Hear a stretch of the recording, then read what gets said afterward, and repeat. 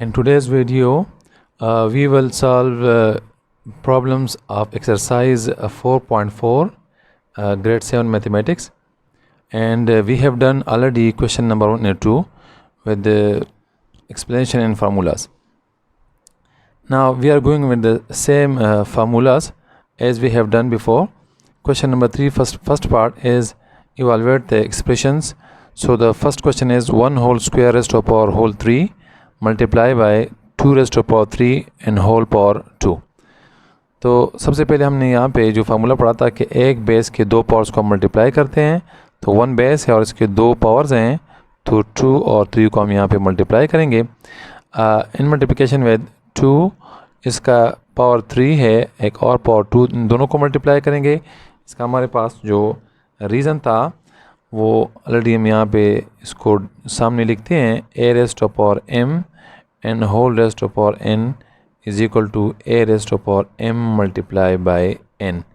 ये इसका हमारे पास रीज़न था. इसको सिंप्लीफाई करते हैं तो हमारे पास इससे आता है 1 whole raise to power 6, 2 whole raise to power 3 2s are 6. 1 को अगर आप कितनी भी टाइम्स मल्टीप्लाई करें तो इससे हमेशा 1 ही आता है. तो अगर इसको हम बार बार ना लिखें तब भी कोई ज़रूरत नहीं है. अगर आप लिखना चाहें तो 1 को 6 दफ़ा इस तरह मल्टीप्लाई कर सकते हैं, 1 2 3 4 5 एंड 6. इन मल्टीप्लिकेशन विद 2 को भी 6 दफ़ा मल्टीप्लाई करेंगे, 2 multiply by 2 4 times 5 times and then 6 times, 1 2 3 4 5 6. This exponent or power shows that how much times we have to multiply 2 with itself. So this is 6 times, 1 2 3 4 5 6. 1 को आप 6 दफ़ा multiply करेंगे, इससे आपके पास आएगा 1, 2 2s are 4, then 4 2s are 8, 8 2s are 16, 16 2s are 32, 32 2s are 64. So our final answer for this part is 64. Now we take another part of this question.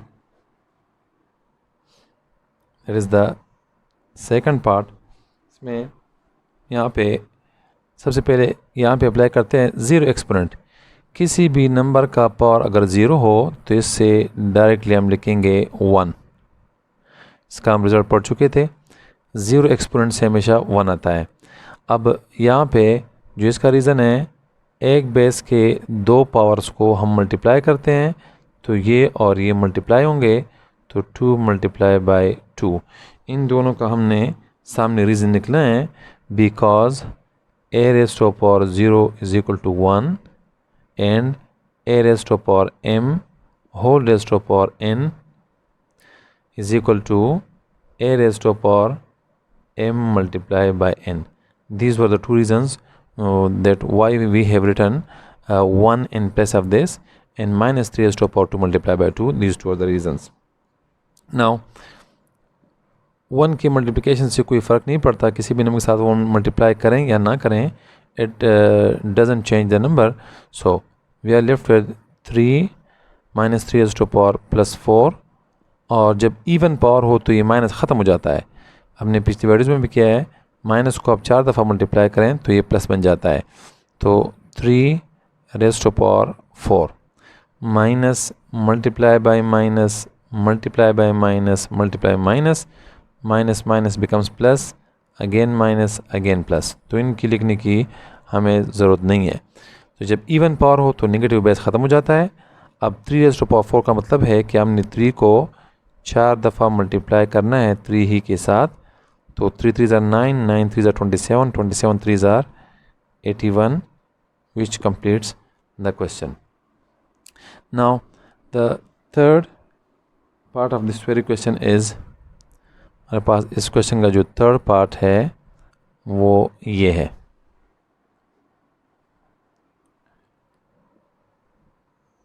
इसको solve करते हैं. हमारे पास जिस तरह पिछले क्वेश्चन में आप कह चुका हूँ आपसे कि जब भी किसी नंबर का पावर 0 हो तो इससे हमारे पास 1 आता है और मल्टीप्लाई -3 डिवाइड बाय 4. इसका एक पावर 2 है, दूसरा पावर 2 है, तो एक बेस के दो पावर्स को मल्टीप्लाई करते हैं. इस तरह हमने पिछले क्वेश्चन में इसका रीज़न लिखा था, because a raised to power 0 is equal to 1 and a raised to power m whole raised to power n is just equal to a raised to power m multiplied by n। ये reason लिखना ज़रूरी है। 1 किसी भी number के साथ multiply करेंगे तो कोई फ़र्क नहीं पड़ता। So we are left with 3/4 whole raised to power 2 2 ज़ार 4। जैसा पिछले क्वेश्चन में आपसे कह चुका हूँ कि जब इवन पावर हो तो ये माइनस इनसिग्निफिकेंट हो जाता है, इसकी कोई ज़रूरत फिर नहीं होती, ये प्लस बन जाता है। उसको हम लिखेंगे 3/4 और 3/4 को हम 4 दफ़ा मल्टीप्लाई करते हैं तो 3/4 और ये भी 3/4, ऊपर वाले सारे न्यूमरेटर्स मल्टीप्लाई होते हैं और डिनोमिनेटर्स भी सारे मल्टीप्लाई होते हैं। तो हम लिखेंगे 3 3 ज़ार 9 27 देन 81 4 4 ज़ार 16 16 4 ज़ार 64 एंड 64 4 ज़ार 256 मल्टीप्लाई करें तो हमारे पास इस क्वेश्चन का ये आंसर हो गया। क्वेश्चन नंबर 1 में जो फोर्थ पार्ट है इस ये क्वेश्चन है, तो 2 रेज़्ड टू पावर 3 इसको सॉल्व करते हैं। ये डिवीज़न में है तो 2 raised to power 6 divide by 2 raised to power 3 over form में इसको चेंज करें। अब सेम बेस में पावर्स माइनस होते हैं तो 2 रेज़्ड टू पावर 3 ये अपनी जगह पे होल डिवाइड बाय, ये सेम बेसिस में दो पावर्स आपस में माइनस होते हैं तो 2 रेज़्ड टू पावर 6 ये 3 ऊपर जाएगा, इस बिकम्स माइनस, तो 6 माइनस 3 जिसका हमारे पास रीज़न था। अगर आपको याद हो कोशंट लॉ हमने पढ़ा था, a raised to power m divide by a raised to power n is equal to a raised to power m minus n, ये हम पढ़ चुके थे। तो इस क्वेश्चन में ये a है और ये m और ये n है तो ये ऊपर जाएगा तो ये माइनस हो जाएगा। 2 raised to power 3 divide by 2 raised to power 6 minus 3 means 3, ये दोनों नंबर्स एक जैसे हैं। सो इसका जो आंसर है वो हमारे पास आएगा 1। We can cancel same numbers, ये और ये कैंसिल हो जाएंगे तो इसका आंसर हमारे पास आएगा 1। सिमिलरली फिफ्थ पार्ट में, इस क्वेश्चन के फिफ्थ पार्ट में हमारे पास सेम बेसिस हैं तो इसको हम कंबाइन किस तरह कर सकते हैं। सेम बेस मल्टीप्लिकेशन में तो पावर्स प्लस होते हैं और जब डिवीजन में तो ये ऊपर जाता है तो उसका साइन चेंज होता है। अगर ये माइनस है ये ऊपर जाएगा तो ये प्लस हो जाएगा। तो इसको हम इस तरह लिख सकते हैं 1/2 रेज़्ड टू पावर -3 प्लस ये -6 और ये वाला ऊपर जाएगा तो ये आपके पास बन जाएगा माइनस इंटू -5, ये ऊपर जाता है तो ये बन जाता है। जैसे ये दोनों पावर्स मल्टीप्लिकेशन में ये और ये पावर्स तो ये प्लस होते हैं और ये वाला पावर जो है जब ये ऊपर जाता है तो इसका साइन चेंज हो जाता है। ये ऑलरेडी माइनस है तो जब ऊपर जाएगा तो ये यहाँ पे प्लस बन जाएगा। तो माइनस है, ऊपर जाने के बाद इसका एक और साइन तो ये ऊपर जाने के साथ इस तरह। रीज़न है हमारे पास कि जब हम मल्टीप्लिकेशन में सेम बेसिस लिखते हैं a raised to power m a raised to power n तो इनके पावर्स प्लस होते हैं और क्वोशंट लॉ में सेम बेसिस के पावर्स डिवीजन में माइनस होते हैं तो ये m और ये -n, तो ये हमारे पास यहाँ पे ये n था, जब ऊपर गया है तो ये माइनस हो गया है। इस तरह हमने यहाँ पे ये n ऊपर गया है तो ये माइनस हो गया है। एक स्टेप के बाद इसको हम चेंज करेंगे सिंप्लीफिकेशन में तो इसका पावर जो है ये पॉजिटिव बन जाएगा। जैसे यहाँ पे हम इसको इस तरह लिखेंगे, half power -3 plus into minus -6 minus into minus becomes plus. तो इसको हम लिखेंगे मज़ीद 1/2 -3 -6। जैसे हमारे ऊपर 3 रुपया कर्ज़ हैं, 3 और कर्ज़ हैं, दिस बिकम्स -9 और +5। तो इसको हम फर्दर लिखेंगे 1/2 -9, ये 9 बड़ा है तो हमेशा बड़े नंबर का साइन लगता है, हम बड़े से छोटे को माइनस करते हैं। तब चूँकि इसका पावर नेगेटिव है, माइनस आ गया है, इसको हमने ज़रूर पॉजिटिव बनाना है। इसका तरीका हमारे पास था नेगेटिव एक्सपोनेंट का, इस नंबर को आप नीचे लाएं इसकी पावर का साइन चेंज करें, ये प्लस। तो इसके बाद इसको हम लिखेंगे तो तरीका ये होगा कि हमने डिनोमिनेटर में इसको 4 दफ़ा मल्टीप्लाई करना है। 1/2 मल्टीप्लाई बाय 1/2 मल्टीप्लाई बाय 1.5 और ये भी 4 दफ़ा हमने 1/2 को मल्टीप्लाई करना है। तो इन सारे वंस को मल्टीप्लाई करेंगे तो becomes 1, 2 2s are 4, 4 2s are 8, 8 2s are 16। और जब ये इसको हम इन्वर्ट करते हैं ऊपर जाता है तो इस तरह उलट देते हैं इसको, और हमारे पास जो इस क्वेश्चन का लास्ट आंसर बन जाएगा that will be +16। In question number 3 6 part ये आपका क्वेश्चन है। मल्टीप्लिकेशन में सेम बेसिस के पावर्स प्लस होते हैं, तो इन दोनों पावर्स को प्लस करेंगे। यहाँ पे बेसिस सेम है मल्टीप्लिकेशन में, इनकी पावर्स भी प्लस करेंगे। तो ये it looks like a very difficult problem, but the result is quite simple. As you can see, -2/9 raised to power 5 plus -5.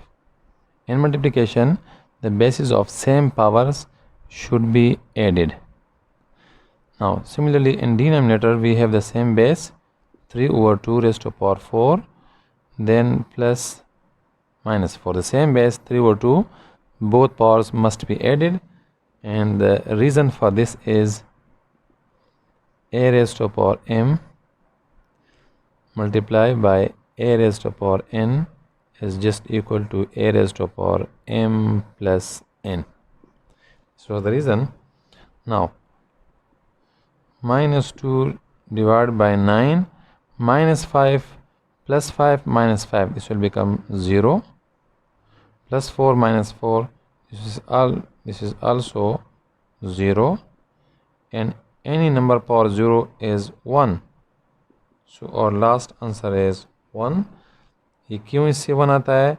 इसलिए कि हमारे पास रिजल्ट था a raised to power 0 is equal to 1, 2 raised to power 0 तो तब भी 1 होगा, अगर 9 raised to power 0 तब भी 1 होगा। तो इससे 1 आता है, इससे 1, तो फाइनल आंसर आपके पास यहाँ पे जो है वो है 1। जो नेक्स्ट क्वेश्चन हमारे पास यहाँ पे 7 पार्ट में, तो यहाँ पे माइनस है, तो सबसे पहले इनका आपस में सेम बेसिस के पावर्स आप कोशेंट लॉ से इसको ऊपर ले जाके इसका साइन चेंज करें।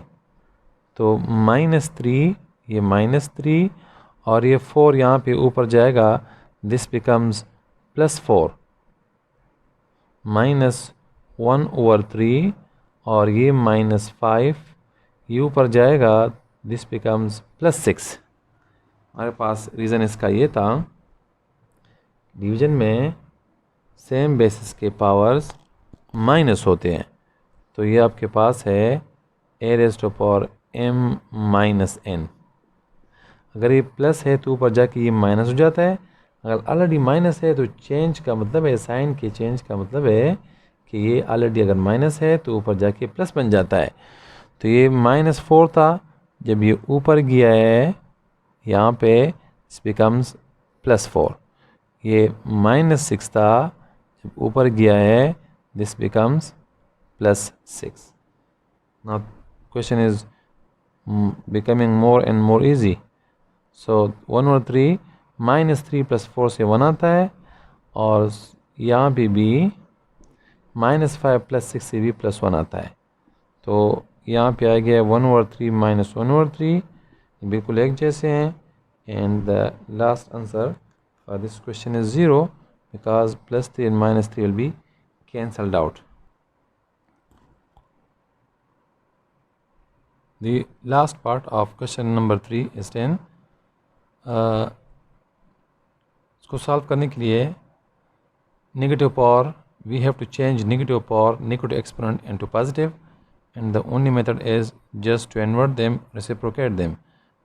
-1/2 ये पावर नीचे आएगा, दिस बिकम्स प्लस, इसके आप ये पावर b नीचे आएगा, आल्सो बिकम्स +3, और जब ये नीचे आएगा तो 1/4, ये -4 है तो नीचे आके +4 बन जाएगा।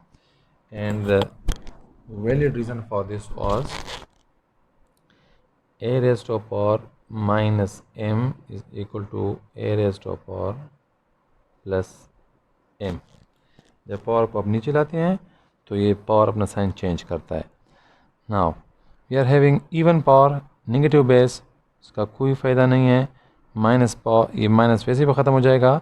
और 1 और 2 को 2 दफ़ा मल्टीप्लाई करें तो 1 और 2 मल्टीप्लाई बाय 1 और 2 इन डिनोमिनेटर प्लस 1 और 3 whole raised to power 3 means we need to multiply 1 over 3 times, and similarly we need to multiply 1 over 4 times as its power is